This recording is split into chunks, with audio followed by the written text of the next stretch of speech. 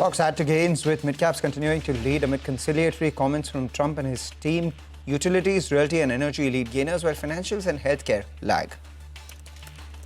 Stocks of sugar mills surge after government says it will not impose any restrictions on production of ethanol in the coming season. November to October, industry experts see this increasing diversion of sugarcane to near 5 million tons from a little over 3 million tons. Spot gold scales to a new high of $3,508 an ounce, even as COMEX gold races up to around $3,557 an ounce. Safe haven demand and uncertainty over tariffs and expectations of a rate cut in the U.S. fuel demand. U.S. Treasury Secretary Scott Bessent tells Fox News that India values are much closer to the U.S. than to China and Russia, and that America will get the trade rift solved.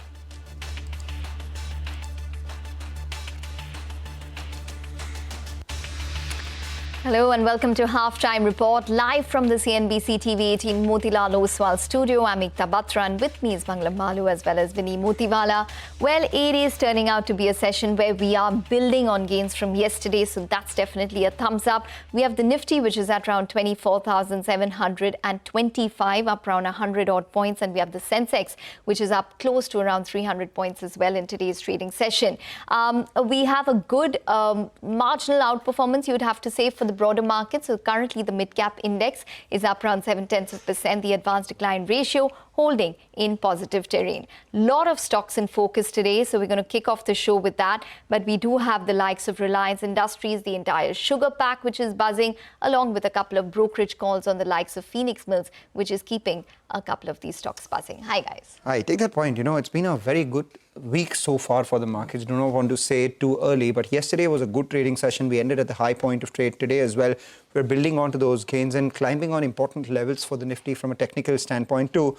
The good part is all of this is, bedrocked upon a solid mid-cap rally that we're seeing. So we do have, way more stocks advancing than the number of stocks which are declining. And the advancing stocks have actually crossed yesterday's gainers as well. So we have around 2,100 stocks which are in the green for just about 600 in the red. A few notable mentions. We have, the FMCG stocks which are doing well. Dabur, for instance, up around 4.5%. We've seen some traction come by in Nestle as well.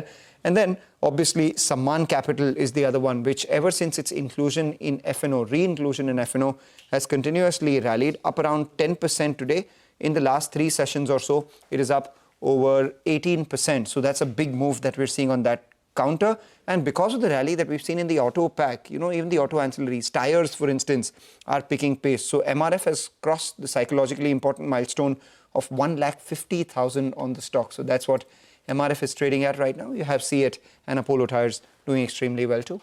Absolutely. Good afternoon, guys. A good day coming in. And do not forget, today is that first Tuesday where we're seeing the Nifty weekly expiry now coming in for Nifty as well as Nifty Bank. And all sectors today are trading in the green as of now. But let's move on. And we have Vamakshi, who is joining in with us to take us through some of these stocks that are moving around in trade. Vamakshi? Well, Vinny, let me first start off with the Greaves Cotton. Now, this is a stock that had been beaten down all throughout, the past year. In the last 2 sessions itself, the stock is up almost 15%. And in fact, today it's seen the biggest single-day gain since December of 2024. The company managed to hit a 52-week high of 319.5 in December. But since then, it has corrected almost 30% or so from that particular level. And the gain today is coming on the back of very strong volumes as well. The volumes today are almost 5 times as compared to the 20-day average volumes. MobiKwik is the next counter that is on our radar today. Keep in mind that ADIA has sold its entire 2.1% stake in the company. So, that sort of overhang has gone away and the stock is celebrating. It's up almost 12% or so. It's up almost 19% plus in the last 2 sessions. And despite the kind of move that we've seen, it is still below 60. It is almost 62% below its 52-week high of 698. The average volume in the last 2 days is also extremely healthy, of around 2.7 crore shares, almost 30 times higher as compared to the previous 20 sessions. ITI is the next stock that we're watching out for. The company is seeing the biggest intraday advance since May 28th of this year itself. The move is coming on the back of extremely strong volumes. 31 lakh shares traded so far, almost 3 times the 20-day average. Now, apart from that, the company did manage to recover from the lows that it saw in the month of May. But despite that, it's still 20% lower as far as 2025 is concerned. And lastly, take a look at Apollo Micro. The stock has managed to hit a fresh all-time high. It is up almost for the third consecutive sessions. And in the last 1 month itself, it's seen a stellar rally, up almost 65%. Okay, all right. Thanks very much for that. So that's Vamakshi giving us a whole list of all of the buzzing stocks at this point in time. We need to take a short break with the news that the markets are in steady state. And as we do that, a reminder for our viewers as well, unlock a world of exclusivity, expertise and influence. Become a member of CNBC TV18 Access, our premium members-only experience on CNBCTV18.com. The membership includes access to CNBC TV18's flagship events, interactions with our journalists along with curated studio tours, e-learning sessions and masterclasses, and curated lifestyle benefits.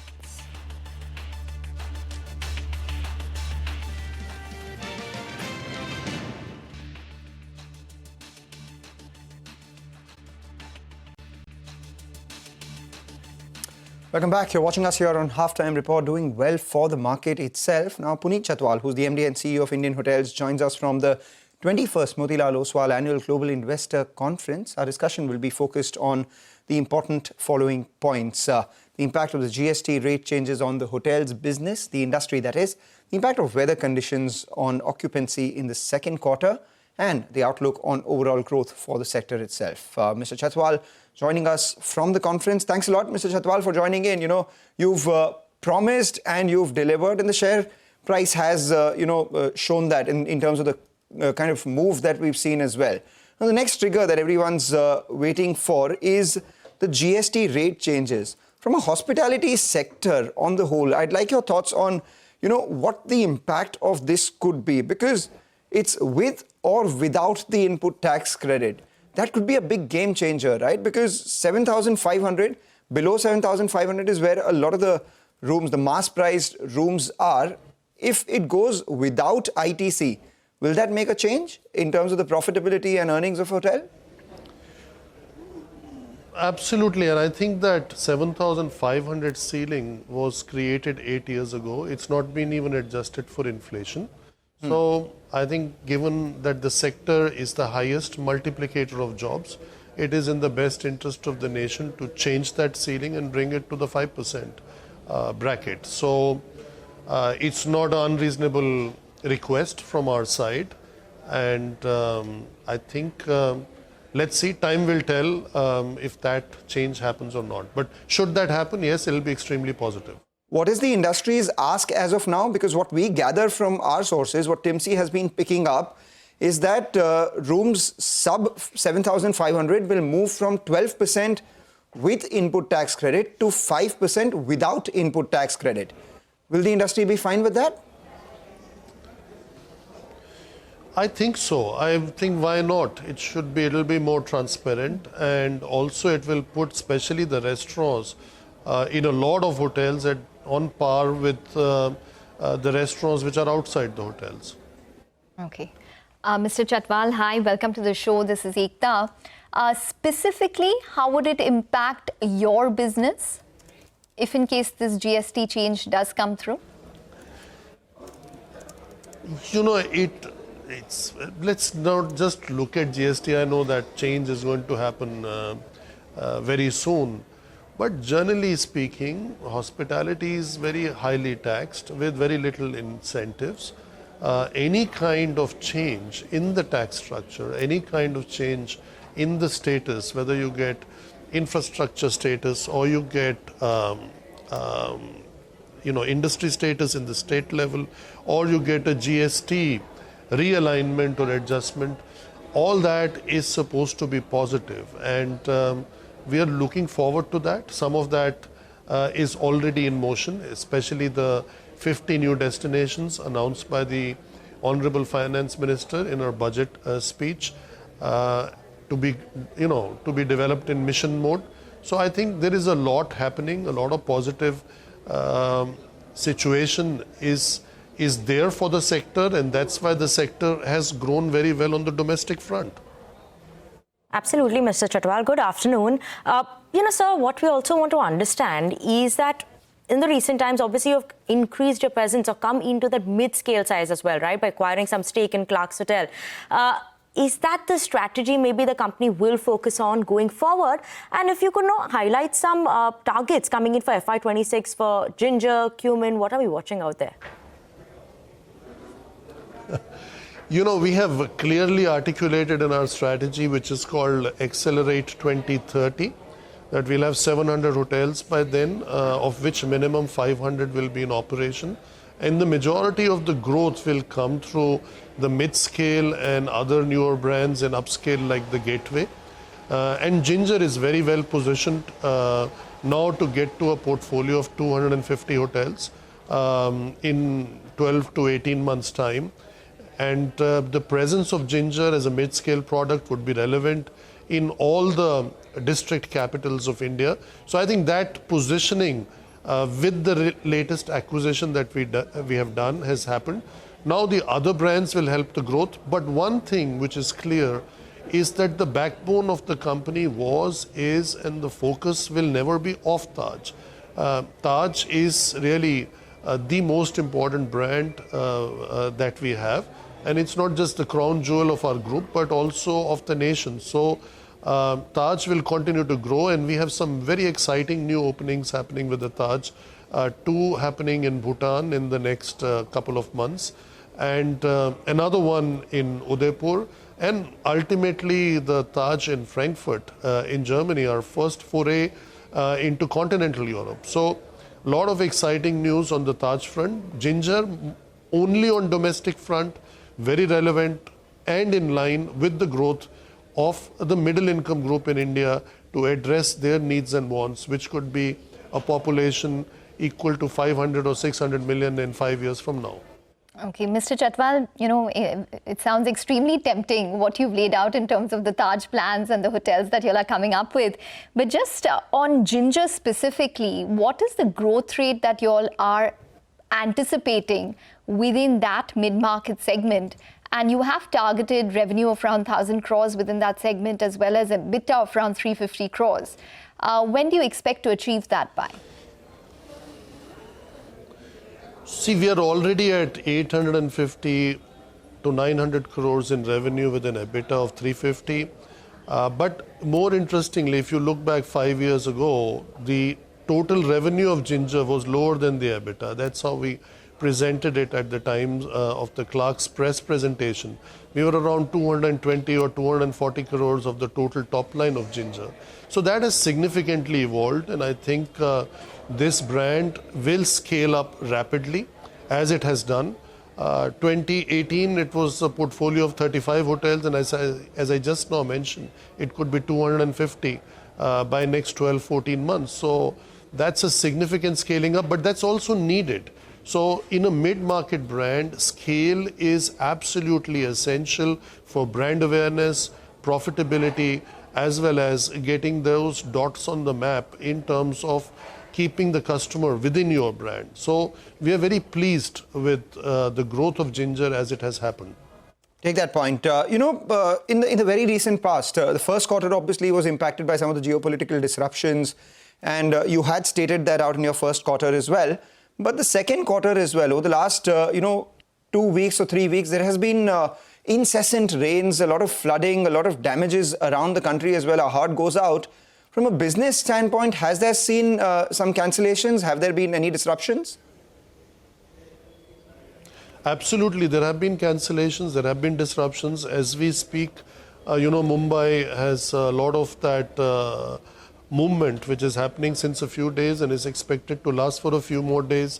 The rains have created traffic chaos in many parts of the country, including in the national capital. So I think those challenges are there, and it's actually not good for the people. As you said yourself, our heart reaches out to anybody who's suffering.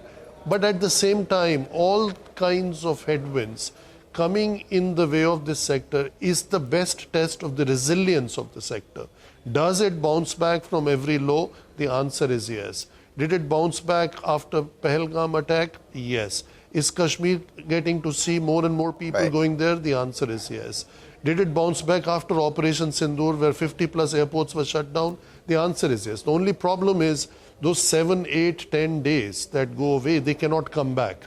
But having said that, we still maintain our guidance of a double-digit growth for the current financial year. All right, and a final question to you. You know, on the one hand, any sort of policy push could do extremely well for the hospitality industry. You are a high employment sector. You know, you've been asking the government to increase the impetus on tourism and, you know, give you better status, etc. as well. But one faction believes that luxury should be charged higher prices, and that is something that is worrying the street. Is there a possibility that while, you know, GST for hotels which are under 7,500 would be capped at about 5%, but higher rates for some of your crown jewel properties as well could come by, and could that be a deterrent from, say, 28% if goes up to a higher level, 40%?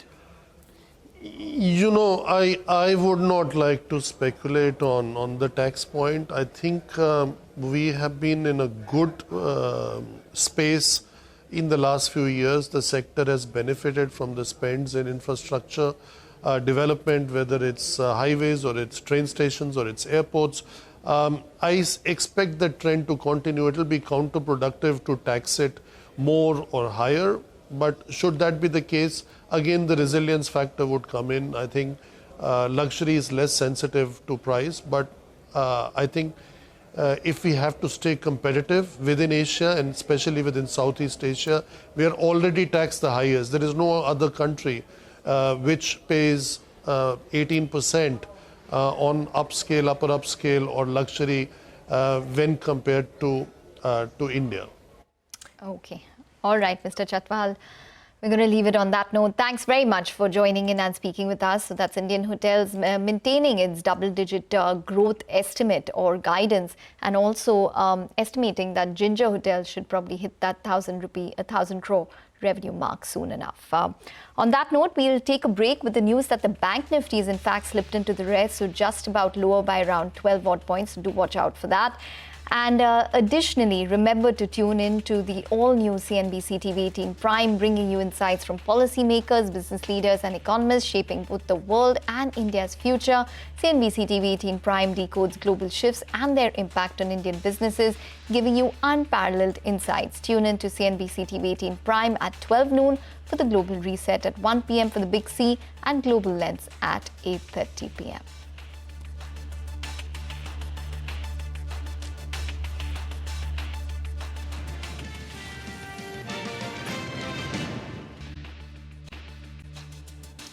Welcome back. Well, steady for the market. So the Nifty is up around 104 odd points. Like I mentioned, the Bank Nifty is seeing some amount of profit booking from the top. So the Bank Nifty chart should come up for you just about 10 points higher at this point in time. It's just about moving between red and green, as you can see, flattened out currently for the Bank Nifty. If you're talking about specific stocks within the Nifty space, when it comes to financials, we have ICICI Bank, which is in the red. So that stock is down around 0.5%.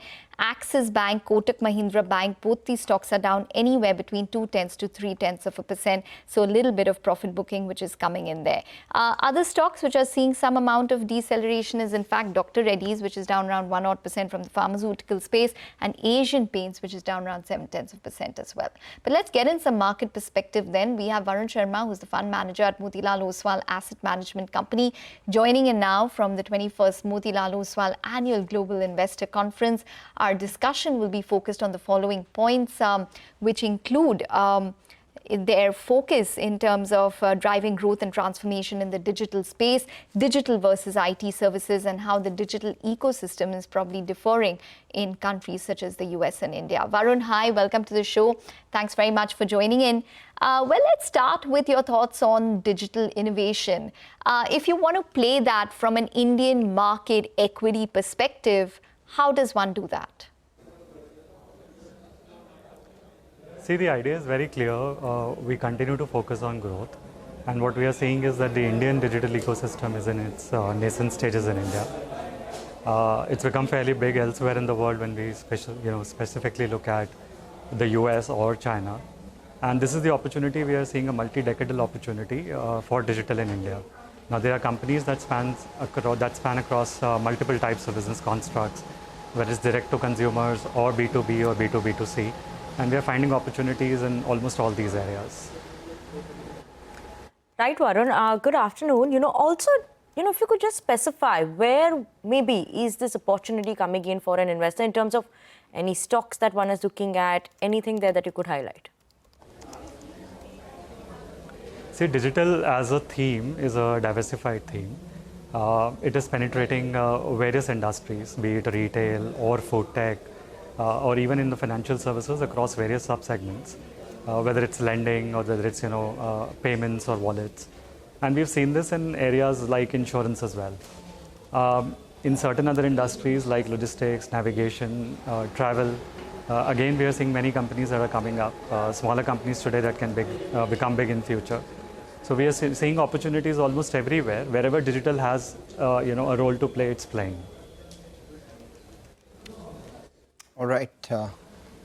Okay, all right. But Varun, just coming to IT services in specific, there's been a clear underperformance which has taken place for the IT index this year. It's down around 17%. From that perspective, do you think that this is a good time to approach IT stocks? See, what we believe is that IT services has become mature in the country. It's had its run. We are almost close to a quarter of the global IT services industry, and when we look at it from headcount or the volume terms, we are far bigger now. It's the usual life cycle of any industry. When it becomes too big, it's very difficult for the industry. Now, when I'm saying industry, I'm talking about Indian industry, Indian IT industry, to grow way faster than the global industry.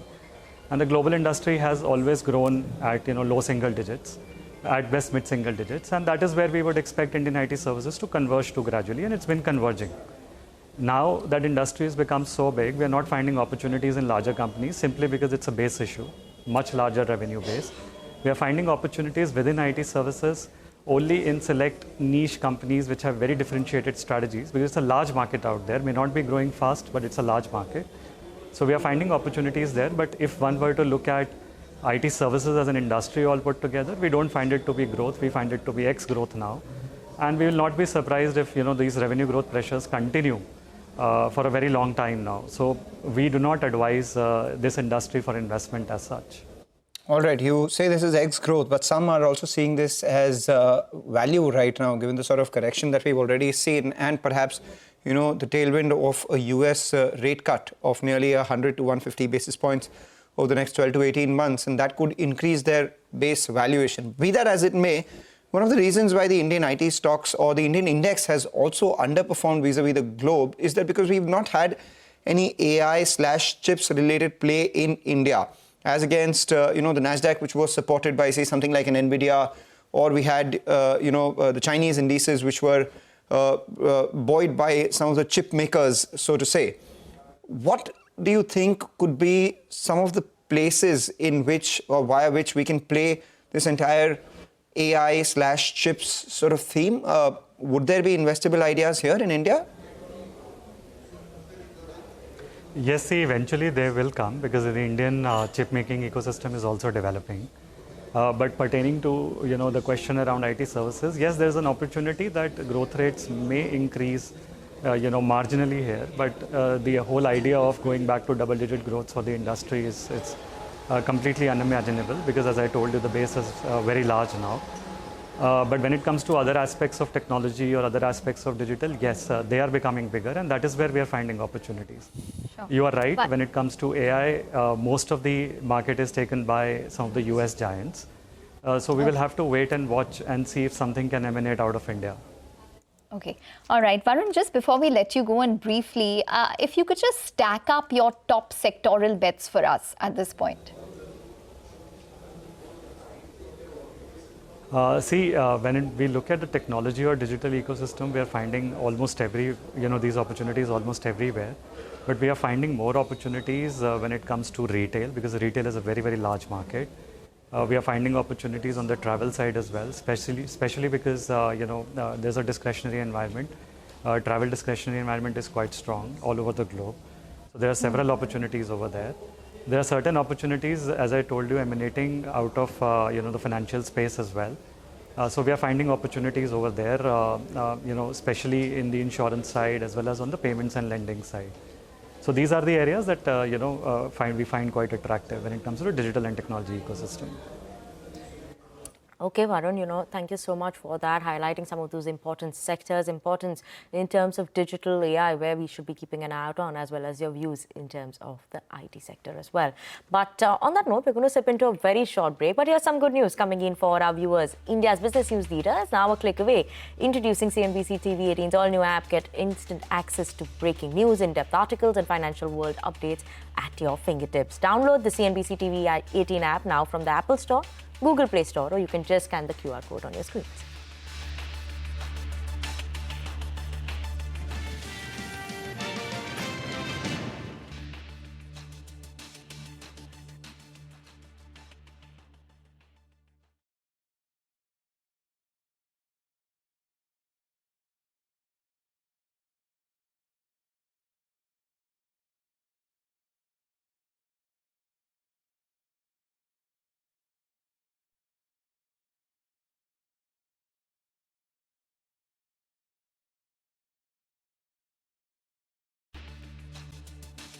Welcome back to a halftime report on CNBC TV18. Let's just pull up the rupee, because we're seeing a bit of an appreciation that's come in on that front. And look at it right now, right? 87.90, 0.3%, 0.30 is what we're watching out for in terms of an appreciation. That's coming in the last few minutes as well right now. So that is a big move that we're just seeing in the last few minutes. So that's something that we're keeping an eye on. Yes, in fact, the rupee has been hitting those record lows because of the trade tariff tensions. So the rupee in yesterday's trading session, the intraday low was 88.3. And even in today's trading session, the rupee, in fact, hit around 88.16. So on an intraday basis, there's been a sharp appreciation which has taken place on the rupee, currently above 88. So currently at around 87.9, around a 30 paise appreciation which has taken place for the rupee. So let's see whether that sustains, but we do understand that maybe there could have been some amount of statements with regards to trade. So that should probably come up for you soon enough. But that's the rupee for you, a bit of an appreciation which has taken place. Let's see where that goes. Currently 87.9. The intraday low, I think, was around 88.16 in today's trade. Absolutely. But, on that note, let's also talk about something on the commodity front, right? We're seeing gold, silver prices, which are at highs. Now, silver prices have gained 40% so far in 2025, outperforming recent highs. Jonathan Barrett, CIO at ETO Markets, tells my colleague Manisha that silver prices will soon touch 2011 high of $49, per ounce that we were seeing that time. Listen in to that conversation. Yes, absolutely, even more so, a lot quicker actually. I think when you look at that $50, I think the market's got that in its sights. There is no real reason as to why it can't get there. I mean, silver has two roles, as we know. Silver is a store of value, similar to gold, but it's also got an industrial use. And I think when you look at where that industrial use is placed, and China is obviously the main buyer, that particularly for its solar panels, I get a sense that we haven't got the right amount of supply to meet that current demand. And if China's saying March on solar is where it has to be, and then that requires that demand for silver, then I think you'll see that $50 breached this side of Christmas rather than further out. So I'm sort of remain quite bullish on silver. And, a lot of people, of course, are holding into gold and silver. But, Jonathan, if somebody wanted to buy it fresh, do you think this is the right time as well? Yes, I do. I think when particularly on silver, when we broke through 39.50, that was a key technical point for us. Then, you've got to ask yourself, when do I get in the silver market? Have I missed the boat? And I think the key is that if you do want to get into silver, then just take a small amount at these levels, and when that gets in profit, start to trade up into the position. So it's always hard when you're on these record highs, when to buy, and have you missed the boat? But if you take 100% of your normal position, just take on 10 to 15% to start, make sure that's in profit, and then average up into the trade as it goes higher. Interesting, as you say, Jonathan, that gold, of course, seems to be gaining, but that would be, of course, because of dollar index decline. Silver, of course, is a different story altogether. Deficit market, strong industrial demands, value, and then we're also looking at very strong investment demand coming in for this one as well, from retail, on ETFs, and etc. So if you really had to divide a portfolio between gold and silver, how would that ratio look like for you? Firmly weighted with silver. And I think in my mind, when you look at it, gold will always be that store of value, but it has reached record highs. Silver hasn't, so you've got to be weighted towards silver in that ratio. Are you going to make it 30-70, 60-40, 80-20? No. I think you can be a 60-40 on that. But once again, it's all about how you average up in your position. If silver starts to move, which is a lot more volatile than gold, the tendency will be to average higher, which will then push your weighting towards silver over gold, because gold hasn't yet reached those record highs, but there's more volatility in silver. So your return will be higher in silver than it would be gold to start with. How are you also looking at the tariff situation? Because the markets do believe that it would perhaps take a couple of months, if more, for the situation to settle down.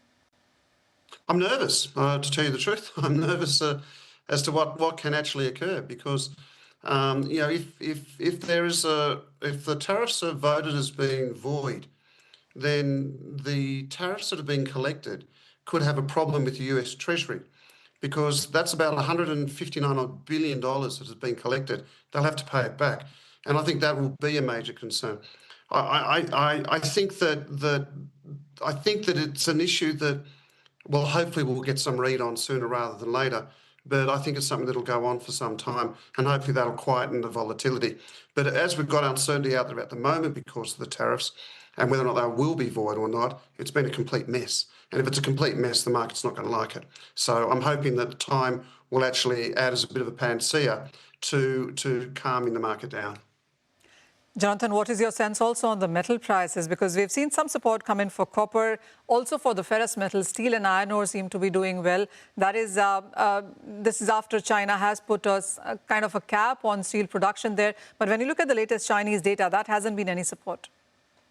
Correct. I mean, when you look at the latest, the NBS data that came out, we're not in growth phase. We're still in contraction phase. That is a worry. I think we always look for more stimulus. From the PBOC.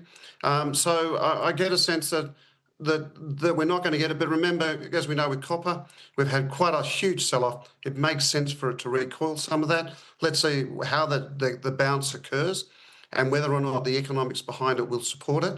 I think China continues to be in that growth phase, and as correctly pointed out with iron ore, etc., we are getting a little bit of support at the moment. That could be just dollar-related weakness.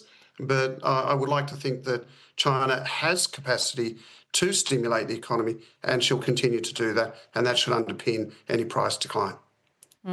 What are you most bullish on when it comes to overall metals within ferrous and non-ferrous, both the segments? Oh, it has to be silver, I'm afraid. But I think silver's something I've been passionate about for most of the year, and I'm waiting for it to hit the record highs.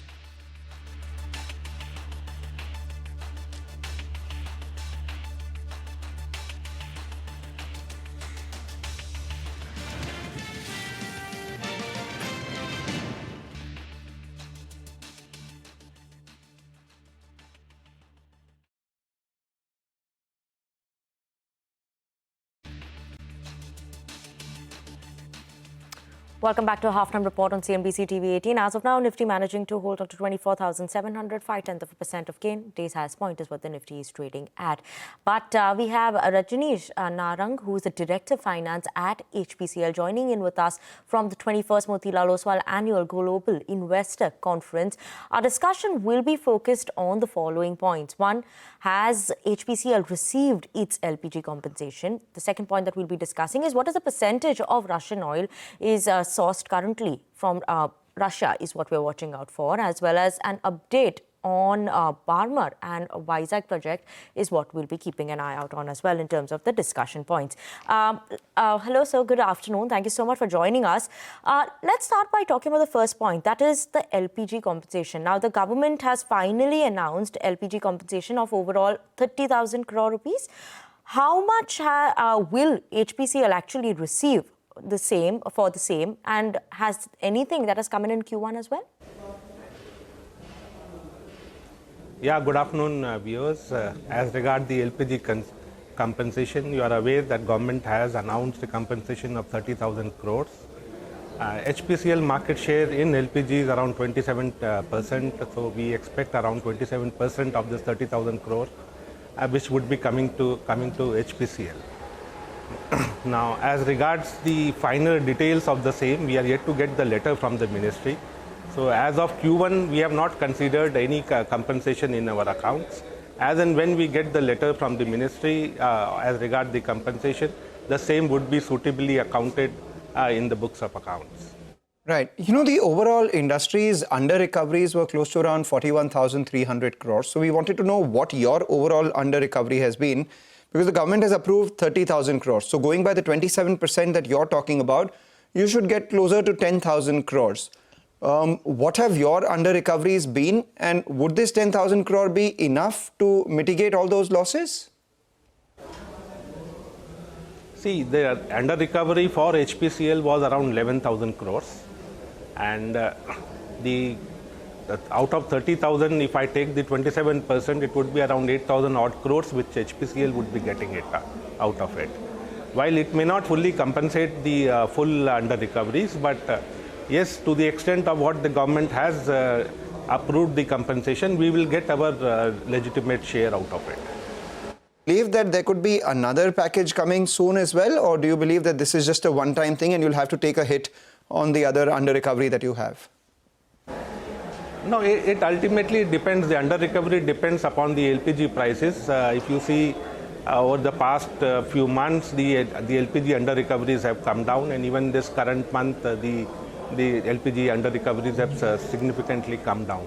So it depends upon how the under recoveries fare over a period of time, and in case the need be, then definitely we will seek compensation from the government in future. So how much are you anticipating LPG under recoveries to be for the entire year, Mr. Rajneesh? Any kind of visibility that you might have now? No, it keeps on changing with the change in the LPG prices for butane and propane. Now, if I see the current year, in the current month, the under recovery is less than 50 rupees per cylinder. So it depends how the prices will fare in the near future, and the same would be accordingly calculated. Last year we had around 11,000 crore. The first quarter was around 2,000 odd crore. So it will keep on varying depending upon the prices of these two products here. Okay, fair enough. Just give us a sense in terms of the Russian crude oil imports. Overall for India, the Russian crude oil imports stand at around 34-35%. What is it for HPCL? And give us a sense in terms of the price differential between Russian crude and other crude. See, as regards the sourcing of Russian crude is concerned, Russian crude has always been in our crude basket. It's not that we started purchasing Russian crude only after the Ukraine war. Primarily, the sourcing of the crude is decided, it's an economic decision which is in which we run through an LP model, and whichever crude gives us the maximum value is what gets sourced out. Now, last year we had processed almost 32-35% of Russian crude. The first quarter we had taken around 13%. So depending upon the crude prices which are prevailing, we source the crude, and that's what makes the difference to us as regards the product worth of crude, product worth. What we get out of the crude is the decisive factor as regards the sourcing is concerned. Mr. Narang, if you could just talk to us even about your marketing margins. Right now, given that crude has remained below that $70 per barrel approximately for this quarter, what are we expecting in terms of margins there? Also, in terms of any possibility of fuel cut is something that we could watch out for. Fuel prices cut. See, the last government had increased the excise duty on the motor fuels, that is MS and HSD, that was in April. And there was no change as regards the end prices to the retailers are concerned. And more or less the prices have remained range bound, except a few occasions when because of geopolitical tensions, the crude prices and the product prices had gone up and down. So we expect that the prices would remain in these range only, and accordingly the prices have been priced in the market. The product prices have been accordingly priced in the market. Right. Just to go back to the Russian crude point, you said 13% was sourced in the first quarter. How much more profitable is Russian crude versus others? We just want to understand what the possible hit could be were the government to decide on lowering purchase of crude from Russia. We're just trying to, hypothecate a situation out here, largely because that's what brokerages are expecting as well. No, there was a time when there used to be significant discount as regards the Russian crude is concerned. Later on, as the discount levels came down, and we keep on evaluating the options with respect to the various alternate crude. And as I said earlier, it's an economic decision, and a crude which gives us the maximum value is what we source, and accordingly the sourcing decision is taken. So it varies upon what is the discount and what is the product worth which we extract out of the crude, which is the decisive factor. So to clearly give you an indication as to what the differential may not be the right parameter of it. Okay, all right, Mr. Rajneesh, thanks very much for joining in and speaking with us. So that's HPCL talking about the under-recoveries. Yes, there's a total LPG compensation of around 38,000 odd crores, and HPCL has received around 8,000 crores from that. We need to take a short break, but on the other side, we'll get you a lot more stocks which are buzzing. Stay tuned.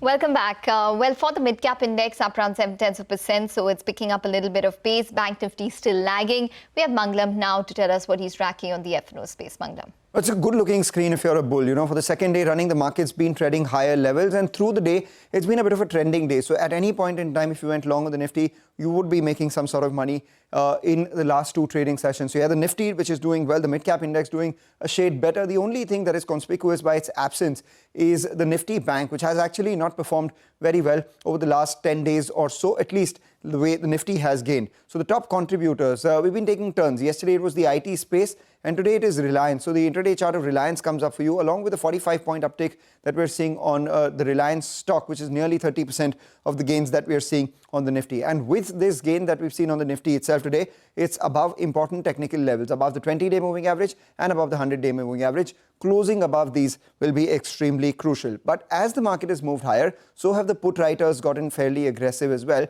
Today is the weekly options expiry, so 24,700 put, and almost 6 crore shares written out there for a premium of 10 rupees, telling you that 24,700, the 20 and 100-day moving average, extremely crucial support zones. But at the same time, 24,750 call writers haven't, given up their positions as well. Close to 4 crore shares in open interest for there, around 25 rupees. So the put call ratio at higher levels. 24,750 call writers still active, with a lot of aggression shown by the 24,700 put writers.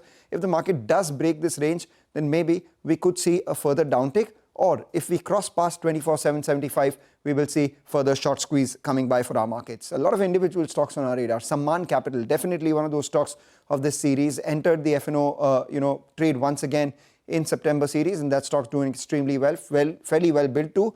Dabur and Punjab Housing Finance, PNB Housing Finance are the others which are seeing a fair amount of long positions being added too.